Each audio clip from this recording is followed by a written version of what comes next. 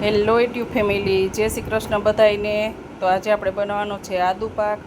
તો આદુ પાક માટેની આ બધી સામગ્રી છે, તમે બધા જોઈ લ્યો શું શું વસ્તુ લેવાની છે। આવી રીતે આદુની છાલ ઉતારી નાખવાની। અત્યારે મેં 100 ગ્રામ આદુ લીધું છે।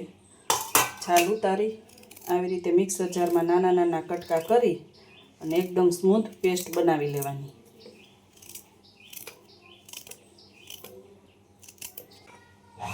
નાના કટકા કરી અને પેસ્ટ બનાવી લઈ।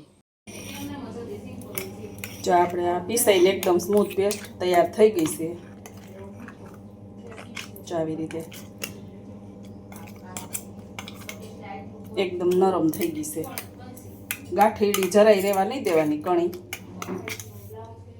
ગરમ થવા મૂકી દીધી છે ને અંદર મેં અડધી વાટકી જેટલું ઘી એડ કર્યું છે। એમાં આપણે પહેલાં તો ગુંદર તરી લઈ। જો આવી રીતે આપણે ઘી ગરમ થઈ ગયું છે અને ગુંદ પણ સરસ તરાઈ જાય છે। અને તરાઈ જવા દેવાનું એકદમ સરસ, નકર ચીકણો રહી જાય ને વચ્ચે કાચો રહી જાય।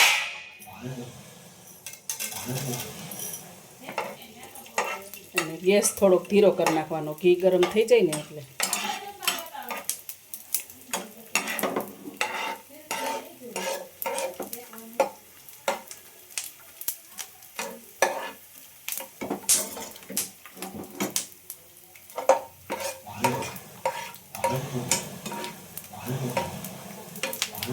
અંદર સુધી તળાઈ જાય ત્યાં સુધી તળવાનો, કાચો જરાય નહીં રહેવા દેવાનો, નકર ખાતી વખતે દાંતે ચોંટી જાય।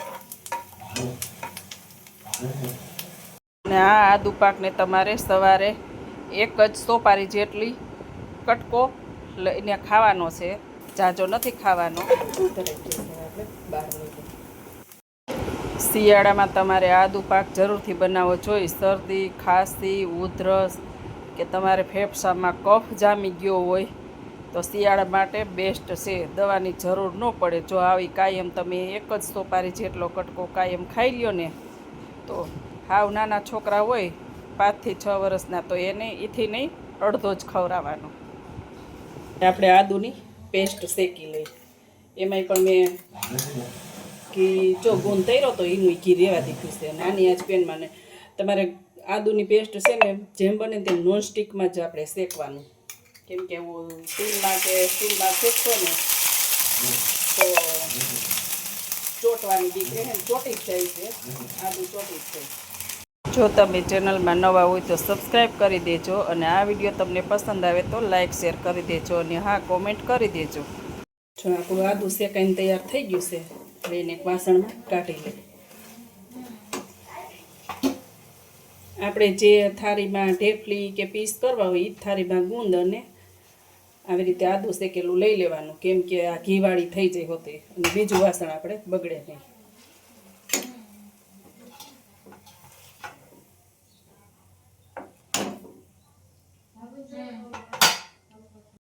હવે આપણે એને જ ઘીમાં આ મેં 1 વાટકી ઘી લીધું હતું, હજી આની અંદર 2 ચમચી ઘી છે। આપણે એમાં લોટઈ શેકી લીધો છે, આદુ શેકી લીધું અને ગુંદ પણ આપણે ફોડી લીધો। એકદમ બદામી કલરનો થાય ત્યાં સુધી આપણે શેકવાનો છે। મેં આ ઘઉંનો કરકરો લોટ લીધો છે, એટલે કે આપણે જે ભાખરીનો લોટ આવતો હોય એ ભાખરીનો લોટ જ છે। એકદમ સ્લો ગેસ રાખવાનો, એટલે એક કણી આપણી શેકાઈ જાય અને બળે નહીં, એકદમ સરસ લોટ શેકાય।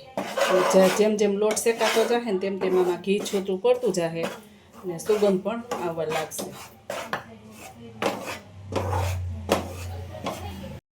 જો આપણો એકદમ બદામી કલરનો લોટ શેકાઈ ગયો છે, જરાય કાચો નહીં રહેવા દેવાનો, નકર ચીકણો થઈ જાય। તો આપણું આ શેકાઈને તૈયાર થઈ ગયું છે।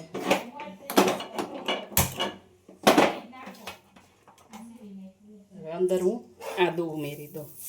આદુને એકદમ આપણે સરસ મિક્સ કરી દેવાનું છે।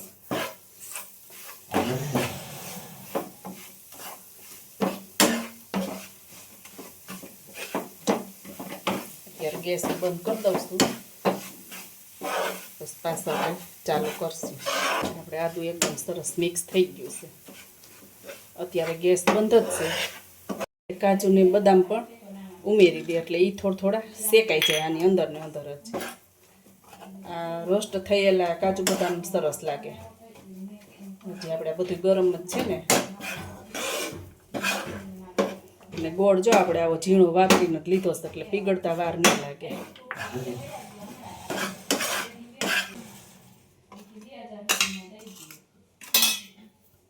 આપણે પાછું 2 ચમચી ઘી ઉમેરીશું. આમાં ઉપરથી ઘી ઉમેરીને એટલે એકદમ સરસ શાઇનિંગ આવે અને ઘી પણ છૂટું પડે.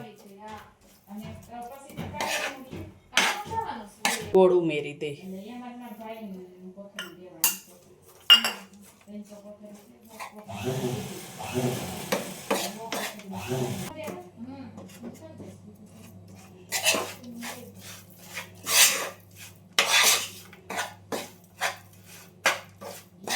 આપણો ગોળ નહીં તો સોગળવા.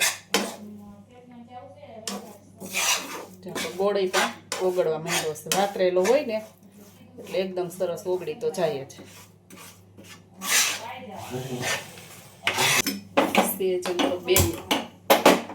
બે મિનિટ જેવો જ આપણે ગેસ ચાલુ કરશું. જાજો નથી કરવાનું. હવે ગેસ બંધ કરી દઈએ.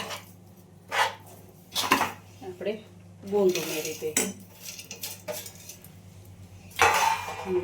કેતા ભૂલી ગઈ હતી, થોડુંક એવું આપણે ટોપરાનું ખમણ ઉમેરશું. જાજુ નથી ઉમેરવું.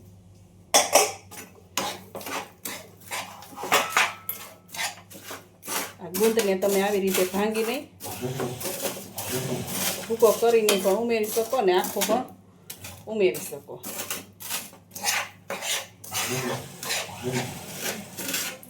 આપણે થાળીમાં લઈ લઈએ.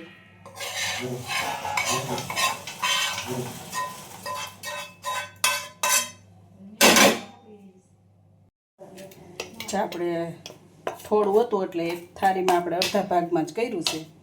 આ રીતે પ્રેસ કરી દેવાનું, દબાવી દેવાનું. ઉપર આપણે મગજતરીના બી વેરીશું. ડ્રાયફ્રૂટ તમે કોઈ પણ લઈ શકો.